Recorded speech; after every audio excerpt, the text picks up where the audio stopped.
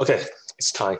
So thank you everyone for attending today's seminar. This is the last seminar of the IBiM of this spring semesters. After the seminar, we'll have a kind of break during the summertime and prepare for the next semester seminars. Today, as the last seminar, we invited Dr. Mohammed Khalid, and his presentation will be focused on connecting the physiology and the kinematics of the natural swimmers. As usual, today's talk will be divided into two parts. The first part is the 45 minutes presentation from the presenters. And the rest 15 minutes, if we still have time, we'll have a Q&A session to answer questions and maybe have some discussions. So during the talk, if you have any questions, please do not interrupt the presenters. You can leave your questions in the discussion channel, or you can just keep your question and raise your hand in the Q&A session after presentation finish. And today's talk will be recorded. So we will post the record video of the talk after the presentation in our website in the future, also the YouTube channel, also the Bilibili website for the China audience. And before I officially ask the talk to start, I'd like to introduce today's presenter a little bit.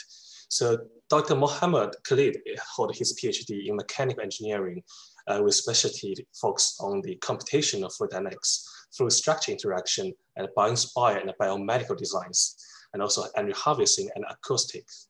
And he is currently serving as a research associate in the Department of Mechanical Engineering at the University of Alberta in Canada. And he's also a recipient of a lot of awards, especially the most notable, the International Exchange Research Fellowship from the China National Natural Science Foundation and the Peking University to focus on the investigation on the bioinspired swimmings. He also won several industrial fundings and grants, as well as to develop the unmanned aerial vehicles and swimming vehicles. And I don't want to spend more time, and let's welcome Dr. Mohammed to present his talk about fish swimming. Thank you very much. Thank you so much, Chiang. Thank you so much. And thank you so much, Tisha, for inviting me here on this very exciting forum about this bioinspiration.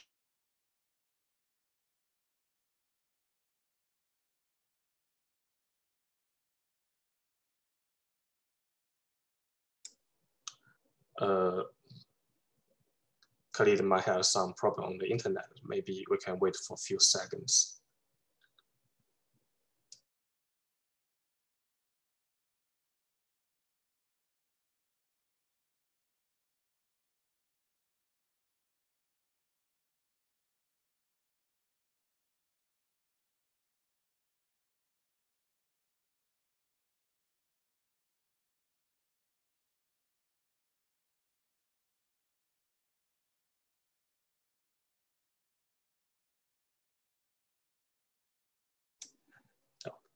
Okay, so I think he will come back soon. So let's wait for a few seconds.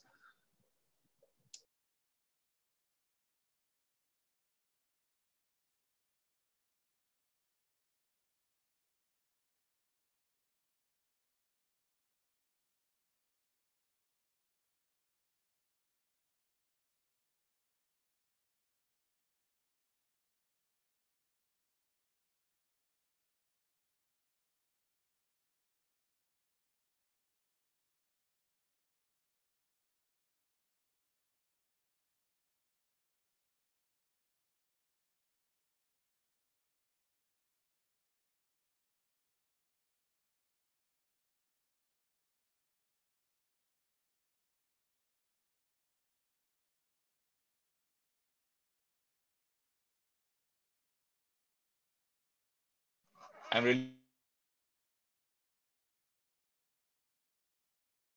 Hi, Mohammed. We can hear you. So.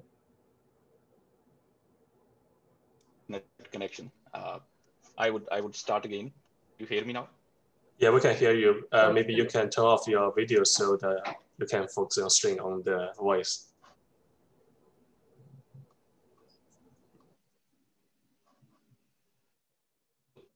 Can you hear me now? Yes, I can hear you.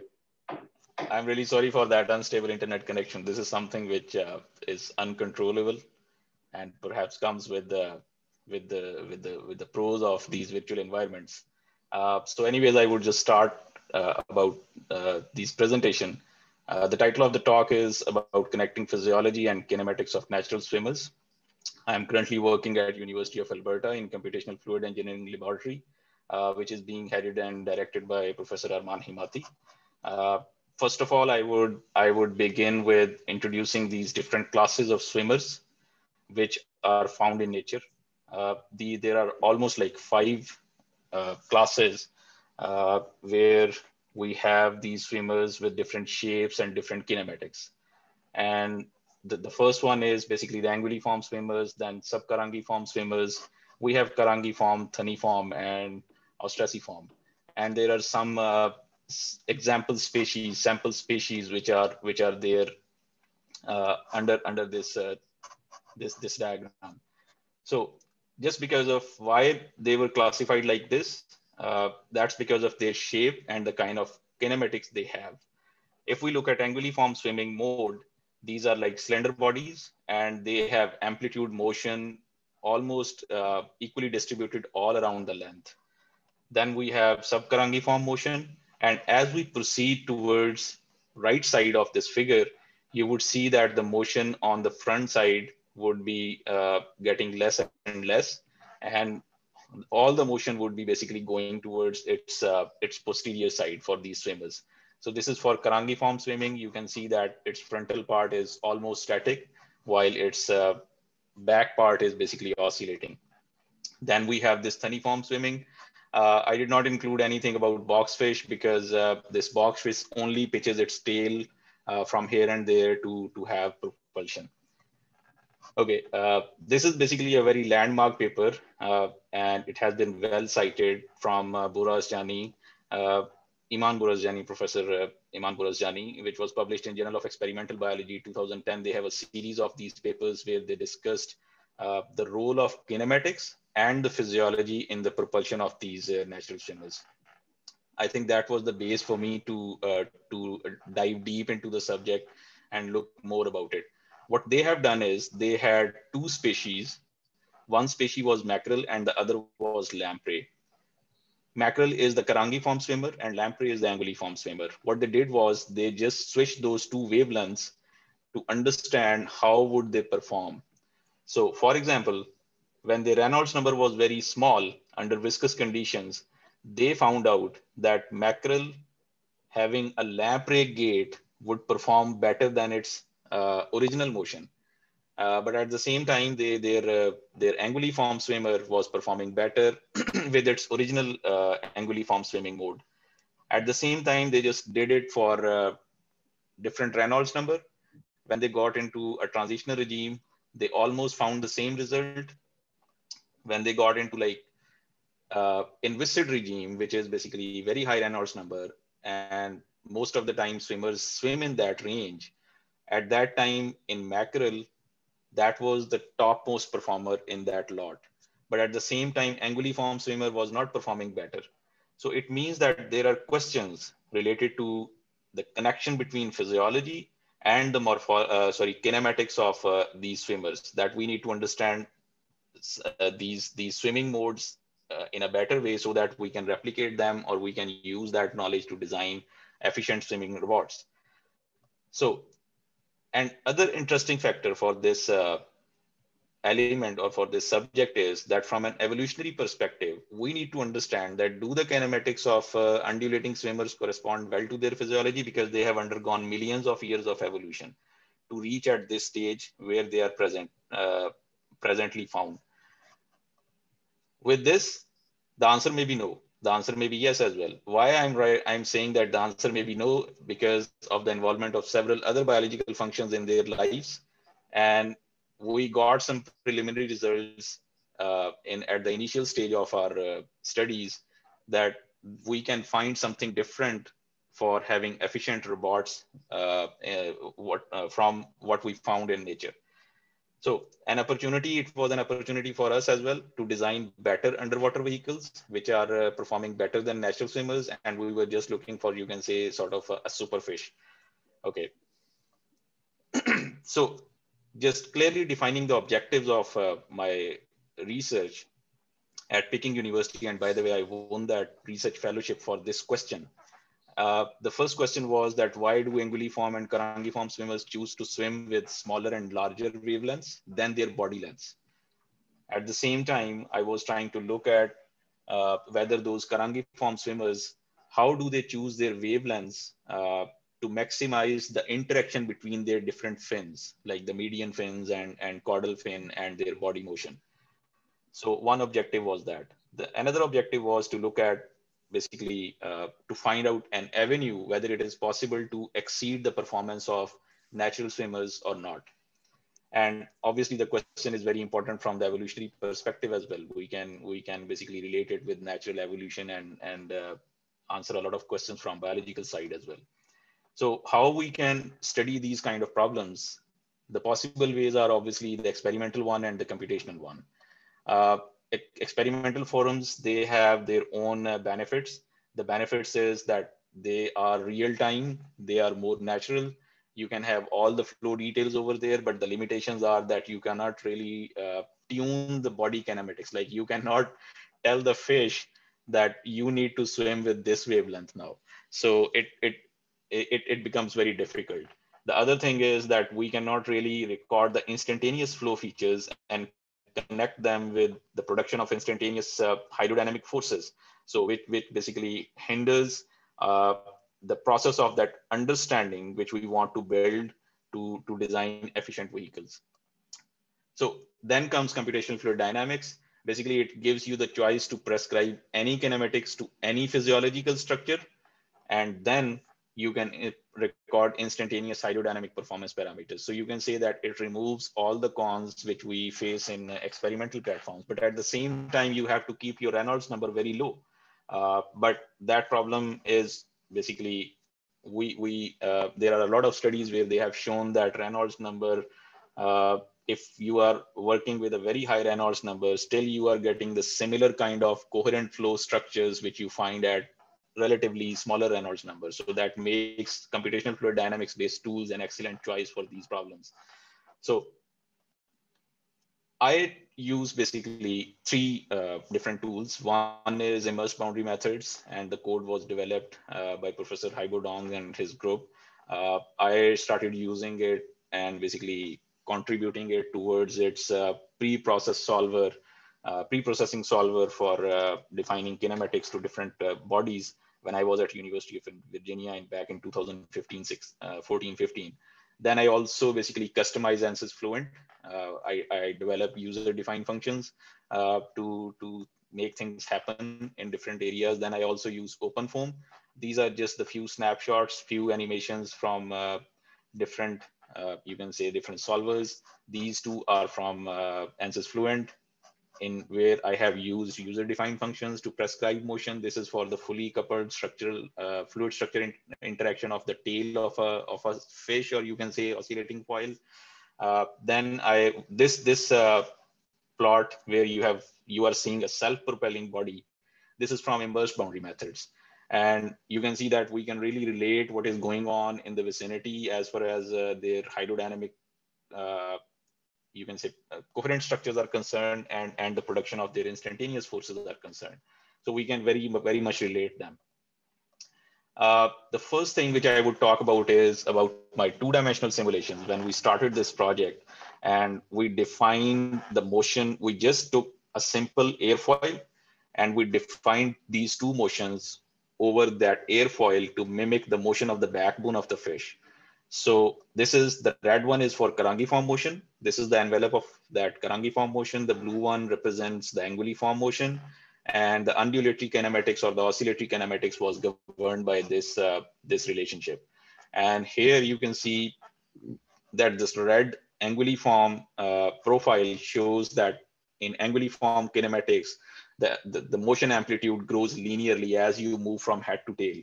But at the same time, for carangiform motion, it is not that straightforward. It takes like a quadratic shape. For these two figures on the right side, you can see that basically I have just taken the snapshots at different time instants for the backbone of that fish. which is performing these Karangiform and Anguilliform like motions. And I just plotted them, and we can understand that for a Karangiform motion, the motion is primarily distributed over the posterior part of the fish, but for Anguilliform, it is almost like equally distributed all along the body. More prominently, it is again more prominent at the end. That was just the description of the virtual flow domain, which I used to solve this problem. And here, this is an airfoil. You can see the mesh size. You can see the boundary conditions over there. And these were the parameters which I tried to explore for this study. We just took NACA 0012 airfoil because it was kind of a canonical system which people are using. We use two different kinds of Anguilliform and Karangiform motions. Then we vary Reynolds number for viscous regime, the transitional regime, which is like 10 raised to power 3, and then the inertial regime, which is high Reynolds number. And we changes Strouhal number and wavelength for a range of values. For those who are not basically very much familiar with Strouhal number, it is just like a non-dimensional frequency of the oscillation of the body. Then if you talk about the wavelength, this lambda star is just non-dimensionalized by the body length of, so you can say this lambda by L is the lambda star. So I have changed it for the whole range of wavelengths which are found in nature. And it gives us almost a set of like 240 numerical simulations. So you can understand how much time it took and what amount of data we analyzed to find out a conclusive statement. These are just a snapshot where you can understand that vortical structures are basically being shed from the oscillation of that body. When we increase frequencies, there are different behaviors. There are bifurcations happening in the flow, which are basically not the subject of today's talk. But still, I have talked about these things in one of my papers, which I would show later. So the most important conclusion of that paper was that we found out that if we want the swimmer to be efficiently swimming, it has to change its gait for different swimming conditions. For example, this is the hydrodynamic efficiency. This is usually defined hydrodynamic efficiency, and people take its inspiration from Froude's efficiency, which is basically used in naval ships and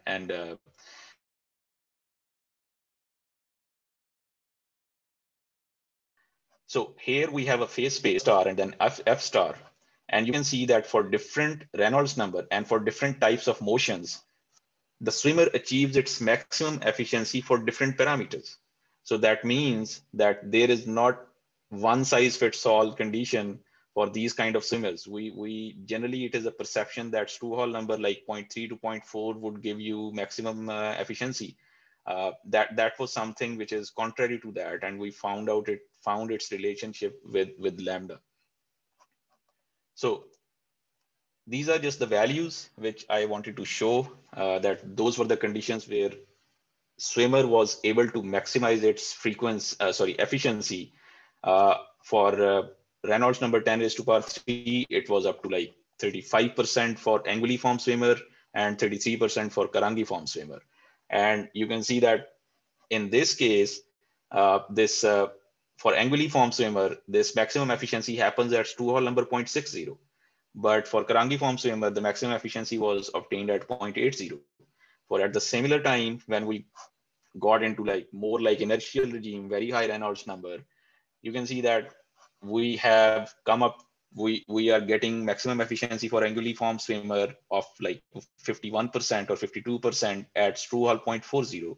But for Karangiform swimmers, it is like 0.60. So as we increase Reynolds number, the maximum efficiency Strouhal number is basically getting lower. So this is something which was also, you can say, we can make its relationship with more like natural swimmers, where they are found to swim mostly at high Reynolds number in case of Karangiform bodies. And for Anguilliform swimmers, they mostly go in the range of like transitional Reynolds number or the low Reynolds number. So the conclusion is that under different swimming conditions, the swimmers need to optimize their gaits and their kinematics to enhance their efficiency. Okay, those were the conclusions which I would spell out from our two-dimensional simulations. And those are that anguilliform swimmers' hydrodynamic performance at high Reynolds number dominates the other swimmer in terms of both thrust production and efficiency. But the most interesting thing about is that that was happening for lambda, which was not found in nature. So this was happening for anguilliform swimmers with lambda greater than one or 100% of their body length. So which is contrary to what we find in nature. And similarly, we came up with a conclusion that our simulations showed that Karangiform kinematics is an obvious choice if the swimmer is basically allowed to swim with less wavelength, which is again the contrary to what we find in nature. So that gave us a hope that there might be something related to wavelength where we can find something, some good thing which can help us exceed the performance of those natural swimmers, and their present morphology and kinematics is basically something not from the hydrodynamics point of view only, but because of their some other biological function. So that paper was published in 2020 in Physical Review Fluids. From there, I would be talking about like more exciting stuff, which is close to real morphological structure and close to real the kinematics. So first, I would talk about anguilliform swimming. This is the American eel structure which we used. This is the eel-like structure. This has not been taken from any high-speed imaging, but it was basically mimicked in a CAD model, and we just tried to stay close as much as possible to have those details which are there in nature. And you can see that we have very well captured the caudal fin, and basically we have these details on the head and on the posterior part of the body. So the whole body was distributed into like 16,558 nodes, and there was around like 33,000 triangular elements, and we put it into a virtual tunnel. And I solved that problem. I performed those numerical simulations using the IBM solver, which I have talked about earlier. And the virtual flow domain had a mesh size of around like 7.7 million. I was performing those simulations for Reynolds number 3000 because it was something where people have already found out and reported in literature that the coherent structures found at this range of Reynolds number, like 3000, 4000, those were very much similar to what we find at very high Reynolds number, maybe the natural experimental conditions. So that's why I just took that Reynolds number at like 3000, and I used true Hall number 0.30 and 0.40 because those are the most known true Hall numbers where fish swim in nature. So again, I prescribed this anguilliform kinematics using this relationship, and we just have this effect of wavelength on its motion. You can see when it is very low wavelength, you can see different two waves, at least two waves along the one body, along the whole body. And as we increase lambda, the motion is going towards the posterior side. And if we even increase lambda beyond like 1.25, it may just like be a pitching body.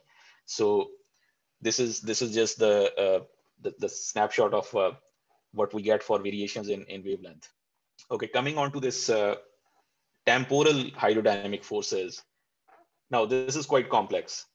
And the amazing thing is that when we have lambda star equals 0.50, its drag production was huge.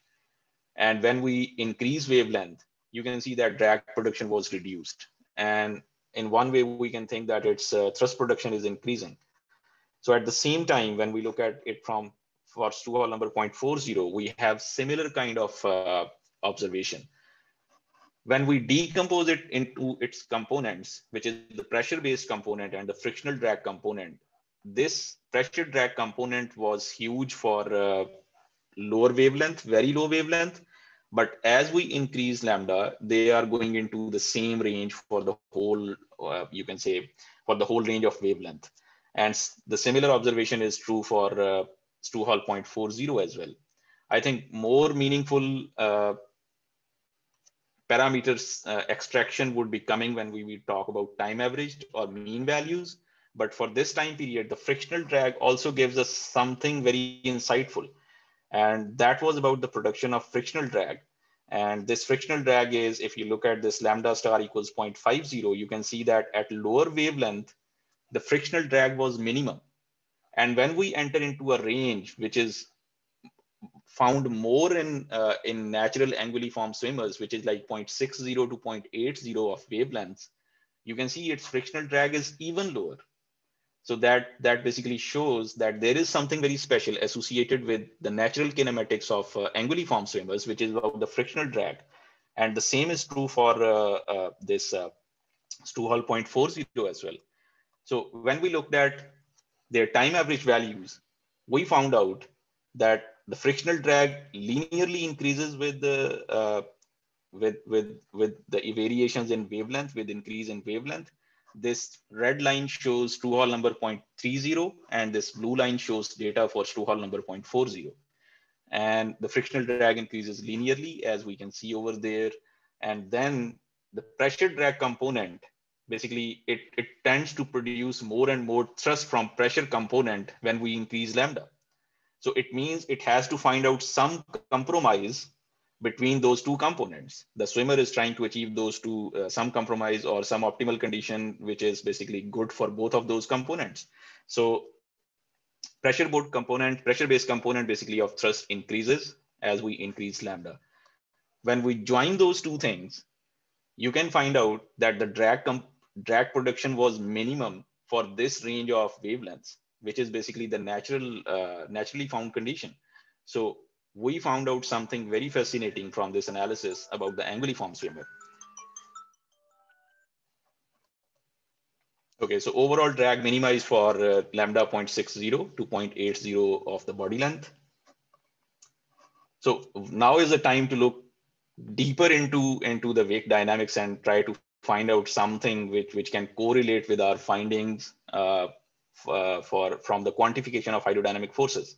So these are the flow structures for Reynolds number 3000, Stu-Hall number 0.30, and lambda star equals 0.50. Now, these are horseshoe-like structures, which are generally found and which have been already reported by different authors. But the special thing is that at very low wavelength, those legs of those horseshoe structures, they are laterally aligned. They are not streamwise aligned. So let me show you in this figure. You can see that these are laterally aligned legs, and might be they are not very useful in imparting momentum towards the swimmer to enhance its hydrodynamic performance and produce more thrust. So I have just defined different terminologies of these vortices and discussed their interaction in the paper which we published afterwards in Physics of Fluids. But the most important point is that the timing, basically the timing when those vortices are shed from the tail, basically help them have those arms of these vortices aligned in streamwise direction. And I would basically show you in the next figure, which is for lambda by L equals 0.65. You can see that those legs are more aligned towards streamwise axis. And those blue arrows, they are just showing the orientations of the vorticity vectors, which we have at different points in the whole coherent three-dimensional structure. So there is a correlation between the streamwise orientation of these three-dimensional coherent structures and the production of these forces. We haven't gone into the theoretical analysis that how that would be imparting momentum onto the swimmer to enhance its thrust production, but still I think this is something which is very much related to each other. So the correlation of the orientation of the vertical arms and vertical legs of these three-dimensional coherent structures and streamwise force production was basically revealed. And the other thing was about the frictional drag. When we even increase wavelength, you would see that those coherent structures are kind of distorted, but at the same time, they are having all of their orientations along the streamwise direction. You can see those structures are aligned in the streamwise direction, and here it is along x-axis. So when we increase true Hall number for the same wavelength, you would see that again, they would align themselves in a way that would be assisting the swimmer to increase its thrust, or let's say produce more component of pressure. Because at the same time, if we are increasing true Hall number and if we are increasing wavelength, frictional drag would also be increasing. So it has to be somewhat compromised between everything. Then we try to find out the circulation, and we wanted to see that how it is going to affect the production of thrust for higher wavelengths. In this figure, the top row, all the figures which I'm going to show in the top row, those were taken when the tail was about to start its rightward stroke. And the lower figure was taken when it was somewhere in the middle of this rightward stroke. So here you can see that those vortices are being formed, which are kind of maybe giving it a reason to produce more laterally oriented legs. And then this is for lambda star equals 0.95. We can see that the vortices are more concentrated. And I would show you in the next slide that their circulation amount is also increased. So that would help it produce more pressure-based thrust component at higher wavelengths. Even if we go for like very high wavelengths, it would still produce a more pressure-based thrust component. But again, the question is that it has to cope up with the higher frictional drag under the same conditions. So these are basically the circulation calculations which we made for those vortices which were there at the tail of the anguilliform swimmer. So at that time we had these two. I just mentioned it because this is the right-sided tail beat and left-sided tail beat, because lambda star would not only change its amplitude but also change its phase. So that is why you would find different time instants when it would go under different tail beats. So here you can see that for lambda star equals 0.65, this circulation amount was very low as compared to what we find for higher wavelengths. So this is the reason for production of a higher pressure-based thrust component at larger wavelengths. The paper was published in Physics of Fluids earlier this year, and that was also featured as editor's pick in Physics of Fluids. And now I would talk about Karangiform swimmers. And this video is perhaps the most exciting work I did during this study. And you can see that there are a lot of vortices coming from different fins, and we have to see their interaction to find out the reason what is going on there and why would they choose wavelengths which are almost equal to its body length, or let's say the higher than its body length. So that's the geometry. Professor Liu is there, Gang Liu. He used this for the very first time back in 2018 or 17 in his JFM paper. I used the same fish model. This is basically the real fish from the high-speed imaging, which was reported in Professor Liu's paper, and then I took that as a model for Karangiform swimmers. And the reason for having that model is that perhaps jackfish provides the most simplistic structure for Karangiform swimmers. If to look at other swimmers like tuna or maybe some other sunfish, either they would have overly sized median fins, or they would have like keels-like structure in their posterior parts. So that is why we just chose this jackfish for this study. So you can find out that the trunk, caudal fin, and dorsal fin, anal fins, those were basically made of different triangular elements. Those were distributed in different triangular elements. And here I have defined those 4 axes, where the top side is kind of, in biological terms, we would call it the dorsal side. And then the lower side is the ventral side. When you come closer to the head, it's the anterior side. And when you go closer to the caudal fin or the tail, it's the posterior side. So I just put that into a virtual tunnel, and the mesh size was again 7.7 million around. It was having 7.7 million nodes. And I performed the simulations for, again, Reynolds number 3000. This animation, which you are currently seeing on my screen, that is for original kinematics. And I prescribed the Karangiform kinematics using these 2 equations.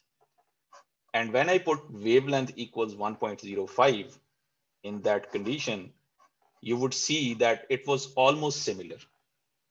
The only difference was this dorsal ventral asymmetry at the caudal fin. Like if you just look at it very carefully, you would see that the dorsal side and this ventral side of this caudal fin, they are going in and out with some phase difference. But in case of prescribed motion, it is going to be the same for everything. So that's the only difference. The other difference is that for real fish, this is inextensible. This is not going to change its length. But when we perform simulations with prescribed motion, this is an extensible body because it would change its curvature, and that would basically elongate it to some extent. So that could be the reason to have small differences in the hydrodynamic performance, which I'm going to discuss in the next slides. Okay. When I just try to compare the prescribed motion and the real motion at different points in the body, for most of the body points, those were same. As you can see in those 4 pictures, at different points at the dorsal fin, anal fin, caudal fin, and the trunk, which is the main body, you would see that the prescribed motion was able to mimic the most part of its motion. So that was something which gave us confidence about our results. So this is how the fish would behave. Fish would perform its kinematics if you increase lambda. And you can see that this looks quite, you can say, amazing and unrealistic if we have looked at a real fish swimming with Karangi motion. And this is something which you would be mostly find in nature. Okay, when we performed the numerical simulations, we came up with this originally recorded kinematics, and we made a comparison between the originally recorded kinematics and the prescribed kinematics for different wavelengths. First of all, we performed originally recorded kinematics motion, and we performed simulations for that. And we came up that the thrust is being produced by the caudal fin only. And the other basically trunk, anal fin, and dorsal fin, they were producing drag. Maybe that was because of the low Reynolds number we had at that point. And we computed their power coefficients, we computed their hydrodynamic efficiencies as well. And we used it to make a comparison with what we find with prescribed kinematics. So here in this figure, you would see the thrust production by the caudal fin. And very interestingly, you would find a maxima for lambda star equals 1.05. And when Professor Geng Liu, I think it was mentioned in his paper in GFM back in 2018, that the real kinematics was very much close to this wavelength, although it was not exactly equal to that because there may be multiple wavelengths present in a fish body, but still it was very close to 1.05. So we came up with this exciting thing that caudal fin would produce maximum thrust when it swims with 1.05 of the prescribed motion. For the trunk, as we increase lambda, you would see that the drag production of trunk is also decreasing, which would assist basically it in improving its hydrodynamic performance at higher wavelengths. For median fins as well, for both anal and dorsal fin, those drag productions are going to decrease. So it means that everything was going to support what we find in nature. And our earlier 2-dimensional simulations, perhaps those were not the very accurate models, and the role of the physiology and the 3-dimensional structures for fish swimming is very much dominant, and we should not ignore it. So the conclusion for this slide, at least, is the caudal fin performed the best for thrust generation at lambda star equals 1.05, and all other components, they show better performance with increasing lambda. When we look at the power consumption, higher wavelength would bring higher power consumption at caudal fin, but not for the trunk. And if you look at fish swimming, the more muscle power is coming from the trunk itself. The main body would be giving more muscle power for swimming. And the other bodies, other fins, those are flexible structures which move in response to either the peduncle at the posterior side or either the main body. So you can, this is very exciting thing, and this is a fascinating thing, that lambda star produce for higher lambda, trunk is going to reduce its effort to produce for hydrodynamics. And as long as all the fins are concerned, they are going to increase their power consumption with higher lambda. But I think the main power consumption hub is the main body, which is the trunk. And this is something which is good, and which provides a justification for why these kind of swimmers have higher wavelengths in nature. The I think most sour point in this study is about the efficiency. And it seems like the efficiency is only maximum when this fish swims at lambda star equals 0.80. And this is something which is what we found out for thrust production. Obviously, those two things cannot be aligned, the thrust production and efficiency. But still, this is something which is astonishing for us. And because we are considering real fish swimming kinematics and the high-speed imaging for making a comparison, you can see that every prescribed kinematics was a more efficient swimmer, gives us a more efficient swimmer, and the natural swimmer was less efficient. So this is something which gives us some more questions about fish swimming and its understanding. I would just mention a few now just to conclude our finding from this plot. With increasing lambda, efficiency of the caudal fin deteriorates. But when we looked at the efficiency of the trunk, it remained the same. The efficiency of the trunk is not at all sensitive with for lambda star. And then anal and dorsal fins also improve for higher wavelengths. So the open question is that, do real swimmers care about efficiency at all? Or is it about the definition which we use for calculating the efficiency? So this is something which is still an open question, because most of the time people use it with robotic platforms or tethered simulations, or maybe the self-propelling simulations. But I think something which is very close to natural swimmer is still an open area. A plausible answer could be the cost of transport, and people use it. And I think it is a more meaningful thing where power consumption is related with the metabolism of the fish, which is a biological element. But the question is that how we can bring this parameter into our numerical simulations, and basically computationals and quantification of everything which is related to fish. So when we looked at their wake dynamics, you can see that for lambda star equals 0.80, for 1.05, the structures are more aligned. As we increase lambda, the structures, these legs are more aligned in the streamwise direction. So which support our argument for what we see in anguilliform swimmer. This is for recorded kinematics. Although these coherent structures are more distorted, but still they are very powerful and very strong as far as the circulation quantification is concerned and their sizes are concerned. I will talk more about it in the next slide. So I have just shown every vortex which can be produced by any fin or the main body around this fish. There are vortices which are produced by dorsal fins, then anal fins. This is something which is being produced by the lower end of the dorsal fin.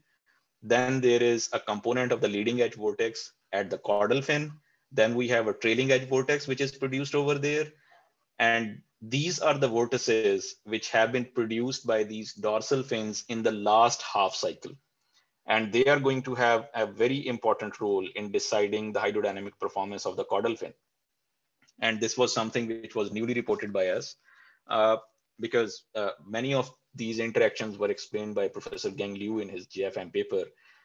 So we have just tried to find out something which is very important and which is new and which was missing in the literature in our paper, which is currently under review. So coming on to the wake dynamics, we looked at the interaction of these vortices, and for lambda by L equals 0.80, you can see that this structure, which was shed by this dorsal fin in the last half cycle, that was going to approach this caudal fin. And when we looked at it at a higher wavelength, you would see that this is less elongated.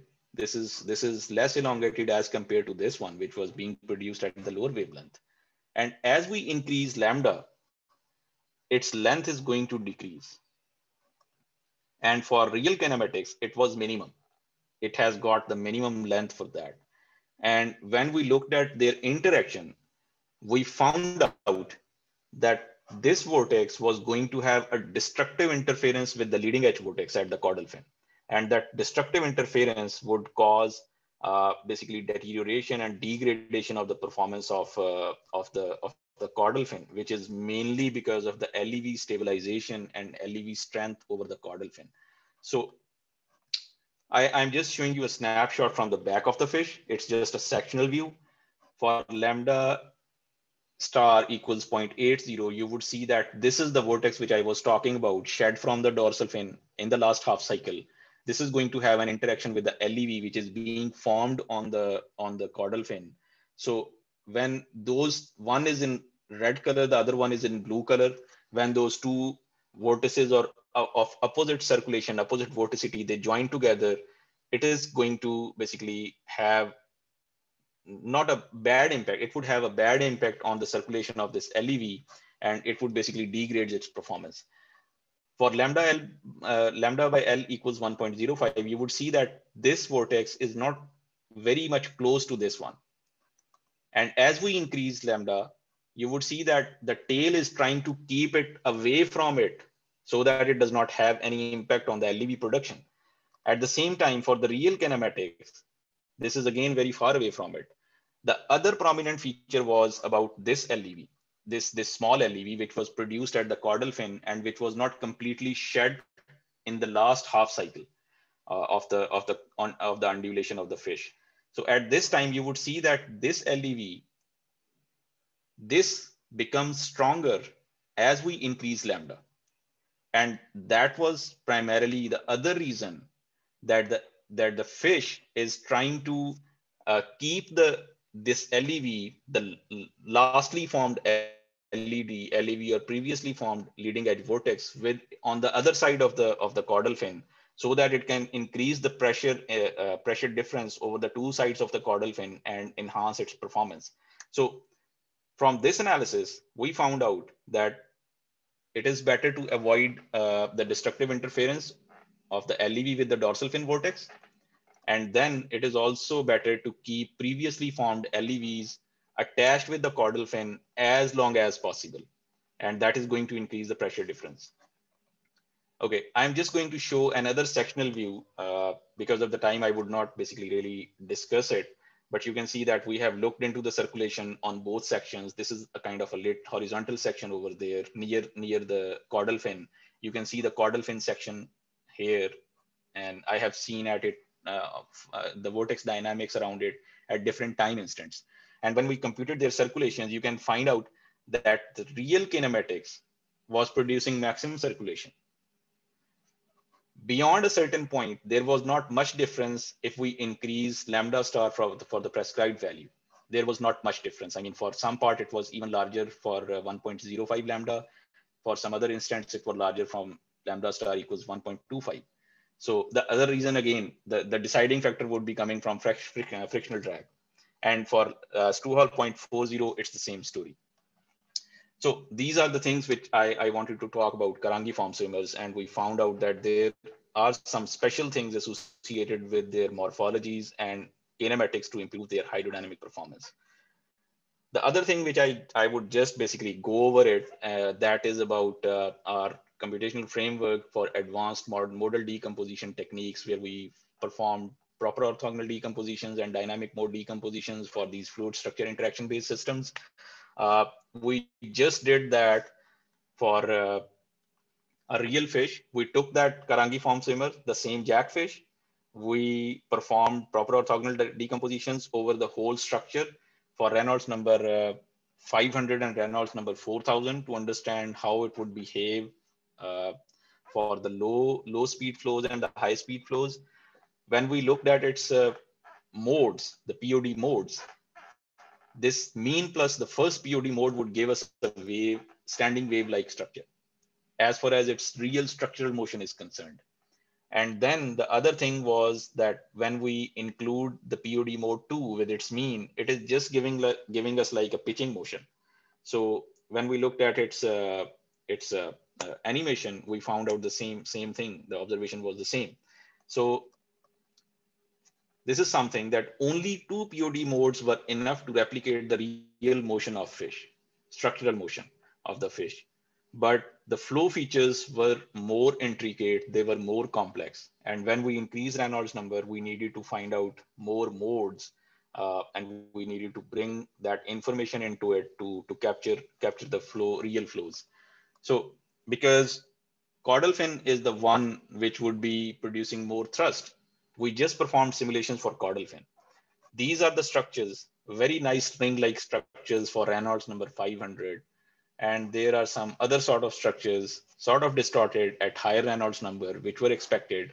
And when we performed the proper orthogonal decomposition on these flow fields, these are the energy contents for different modes. And here, although they would look very similar to each other, but somehow or the other, I would show you in the next slide what was the difference. This is for Reynolds number 500. In this leftmost column, you would see something which is real. I mean, which is real means which is the full order numerical simulation. In the middle row, you would find out mean and the POD mode 1 for the flow field. And you can see that the inclusion of that POD mode, it is very cool to see and observe that the inclusion of that POD mode 1 would bring some sort of ripples in the linear structures. And you can see over there more prominently in this top view that those ripples are being produced by POD mode 1, which were not there if we only see the mean features. When we included POD mode 2, that was something which was bringing this lateral leg component in this. And it is, you can say, very insightful to see how different POD modes are contributing towards the formation and production of different flow structures. So when we did it for 2 POD modes were enough as far as Reynolds number 500 is concerned. But for Reynolds number 4000, we needed to have at least 4 modes. And as I talked about, this is something, the middle column, it shows mean plus POD mode 1 and POD mode 2. The rightmost column shows mean plus the 4 first POD modes. And you can see that the first 2 POD modes were not enough to replicate everything which were found in full order simulations. When we included more modes, it gets very close to what we find in those numerical simulations. And we figured out the influence of every POD mode on the production of these features, like how the lateral legs are formed, how those ripples are formed, and how they are associated with those POD modes. And we explained it in our paper in Bioinspiration and Biomimetics last year. Okay, coming to the conclusions of my presentation, we have found out something exciting, which can connect the natural swimmers' kinematics and their morphologies, not only for anguilliform swimmer, but also for carangiform swimmers. Anguilliform swimmers basically use smaller wavelengths than their body lengths. Carangiform swimmers use larger wavelengths than their body lengths. So at the same time, real kinematics of the jackfish that showed superior performance, and there are subtle elements which are associated with that. And maybe one reason was the flexibility of the caudal fin, because it was real kinematics was showing better performance in terms of thrust production and lower power consumption. At the same time, the other reason, the small differences which we had, as I talked about earlier, it may be because of the inextensibility of the real fish and extensibility of something which we were doing with numerical simulations. And jackfish basically works to have higher thrust production by the caudal fin and lower power consumption by the trunk.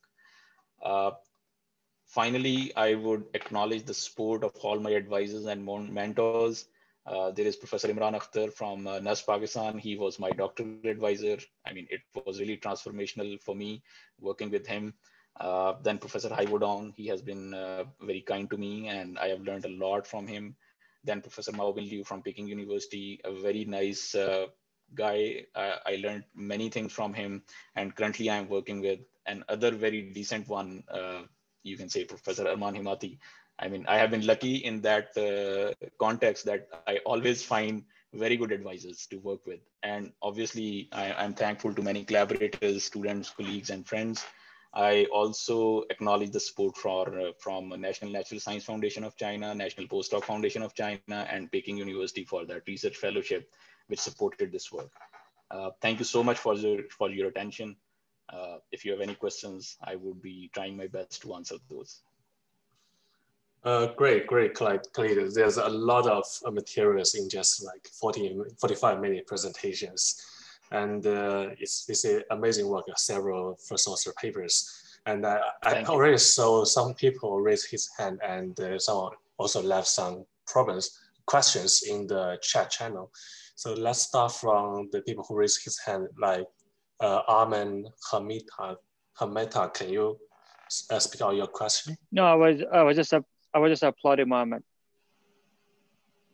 Okay, that wasn't a raised hand. Sure, that was an applaud. Okay, sure. Okay, so let me just read out the question in the chat channel. So the first question comes from the Chandan Bose. He said, by the limitation of the Lorentz number value in the computation, do you mean that we're using the IBM? Can you answer this question? I'm sorry. Can you please revise this question? The question is in Hi, the chat Mohammed. channel. Yeah, I'm here. I'm Chandan here, so I can ask the question if I'm allowed to. Okay. So my question was that, like, you mentioned that the simulations are quite limited for high Reynolds number. That's why you kept your maximum Reynolds number as 5,000. So my question was that, like, was that particular to the immerse boundary simulations or not? Like, is it the same problem with OpenFOAM? What do you think about it? I think when we look at the first thing, thank you so much for raising this question. I mean, this comes up when we talk about these kind of simulations. The thing, I think the more important aspect of these high Reynolds number flows is the inclusion of turbulent modeling into it. And this is more associated with it. The other thing is, obviously, we don't want to add anything coming from RAND's averaged models into it, and we just don't want to miss any information which can be there playing its very important role in producing coherent structures. So I think it is not only associated with IBM, although because the IBM capabilities are going farther and farther, we can, I think, run simulations for up to like 10,000 with current IBM simulations with a reasonable amount of grid size. But I think the major point is not about the solver. It's about maybe the inclusion of turbulence modeling, which we are very particular about. Did I basically answer your question? So currently you don't have any turbulence model, I guess. It's a kind of unresolved DNS. So, yes. Yeah. So a follow-up question is that, like, you told that all the coherent structures present in RE 5000 is like kind of robust for higher Reynolds numbers. So did you make any let's say for your second part of your study where you compared the 3D flow structures, so did you validated those kind of flow structures with any experimental visualization? Okay, I relied on literature, and basically I relied on the work which was done by my colleagues for me. There were a lot of studies where people have compared those things. And I think in one of the papers, Chiang has done that for tuna in last year in one of his JFM papers, where they have compared the flow structures at Reynolds number 3000 and the experimental studies. And many coherent structures were found close to each other. So although there were small scale structures in the wake, but that was the reason that I did not do it myself. But I relied on those who have used similar strategies and maybe the similar code before me. Thank you. We'll discuss offline later. Yeah, thanks for the very nice. Sure. Thank you so much. Chandan, by the way, you are my friend. You are not supposed to ask difficult questions. Yeah. That's what I kept all those for later offline discussions. Thank you so much. It was nice talking to you. Okay, so there's another one in the chat channel from Franco. Do you want, are you still here, Franco? Okay, so his question is, what was used to carry out those simulations? HPC clusters, supercomputers, or just normal engineering workstations? By the way, I used different platforms, simple PCs, which we place in our labs for low order simulations, for two-dimensional simulations. And then we went into supercomputers because we have to perform at least like 7-8 simulations, and you have to get like steady state results, which would take days to complete. So we used every resource which was available to us, may it be a cluster in the lab or may it be a computer, high-speed computer, supercomputer in the university. Okay, thanks. So there's one more people. Disha raised his hands. Disha, can you ask a question? Yeah, so Mohammed, thank you so much for the good, like, very informative talk. I expressed, especially like excited by one of your comment in your talk that the simulation result reveal some of the nature, like seems to like the nature also like seems to be like operating the same, like star number, like wavelengths, all the things. So and one another thing you mentioned is the one goal is to create like the superfish. So basically not just mimicking the like nature, but more like inspired by nature and do like things like integrated with the current like engineering expertise. So my question is as this. So as you show, the physiology, morphology, kinematics is a large parametric space, very large parametric space. Although your kinematics is like a parameterized in certain way, and morphology wise, you also in the last, like, the second part of the talk, you mentioned that the dorsal fin, like, maybe the rigidness, the location, the shape, like also like play a very key important like role in terms of determining like fluid mechanics. So how can you like bring maybe like the current hot topic of like AI optimization into this, maybe integrate into this to do like a little bit like in computer like evolution way to like optimize to learn this like performance.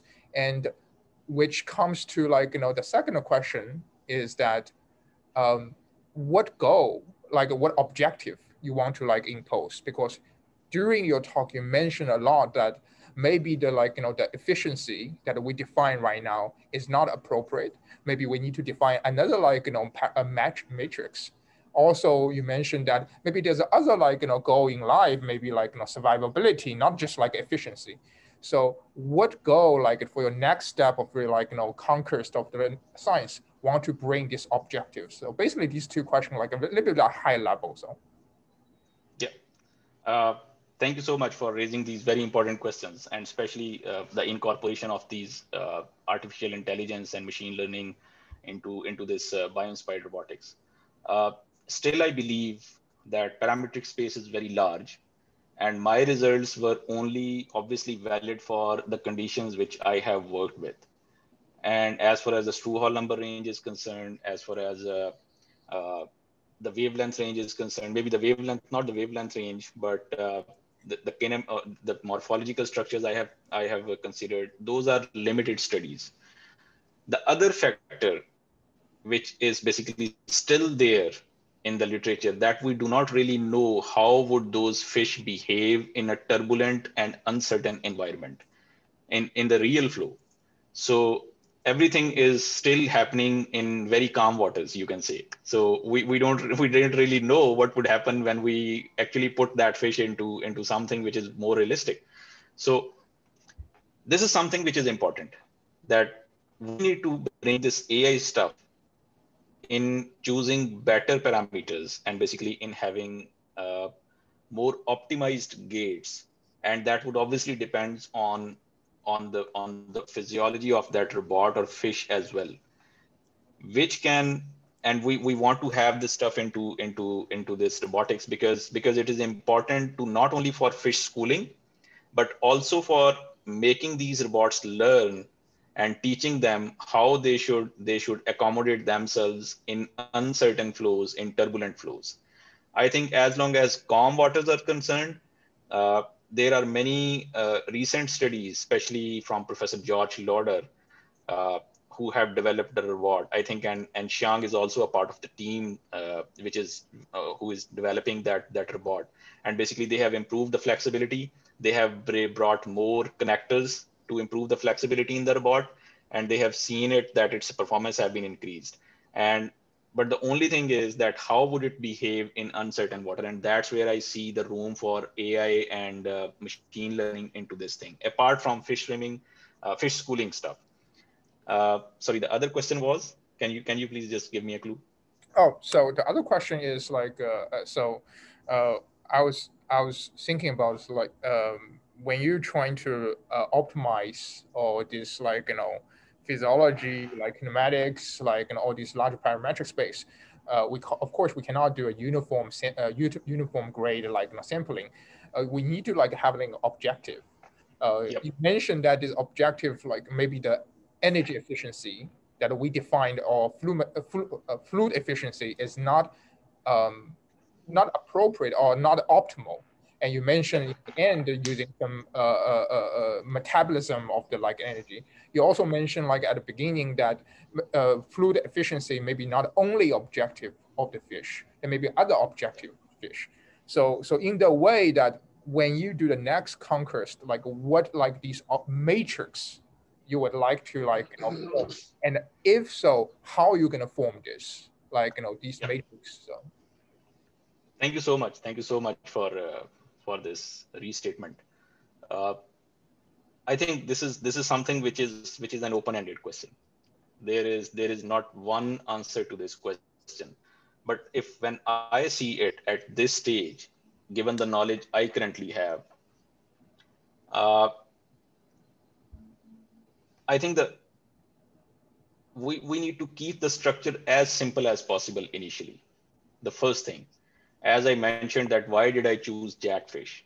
We just had 4 fins, nothing very complex, and we just looked at their interaction. Then I think it depends. If you talk about the objective function, it depends on the mission we want to have the robot perform. First thing is, like, for example, I can recall that either the fish needs to accelerate. In case of acceleration, and if it wants to avoid a predator, it needs to swim with larger wavelength, right? And then if it is steadily swimming, it would try to save its energy to have to cover long distances as much as possible. So I think the first thing is that we need to figure out how many missions and how many maneuvers we want that fish to perform. And then we can take the lead from our lessons, which we have learned from nature, and we can use them to bring that stuff through control algorithms, or maybe AI and optimization to have our robots perform similar kind of things. But again, I think this is something which is a difficult question, and which is something which is an open-ended question. And I would pursue it by categorizing the missions I want it to perform, and then I would look at it what way I should adopt. Just a short like a comment. There's a terrific answer from fluid mechanics from an engineers, right? So that's also the reason that for next IBIM semesters, we're potentially going to invite some like a biologist, for example, like James Herbert Reed, like from University of Cambridge, who are actually like doing fish behavior study. So for collaborating and like talking with like these biologists, or like a fish like a physiologist, like we may like just you said, quantify the mission they do, and then from this mission, like we can simplify some objective, like inform our like engineering studies. So yeah, yes. This a terrific like question answer for a very difficult geared like a question that I just raised. Thank you very much, Mohammed. Thank you so much. And yeah, thank you both of you. Like Disha mentioned, the next IBiM semester, we are really looking forward to that, because we're not only invite more biologists to that, we're also invite some people working on insect flight and some maybe robotic insects. So which is also a very interesting topic, not only fish swimming only in these seminars. And as I said at the beginning, so this is the last seminar of the IBiM of the 3 semesters. And then we will pause the seminar for like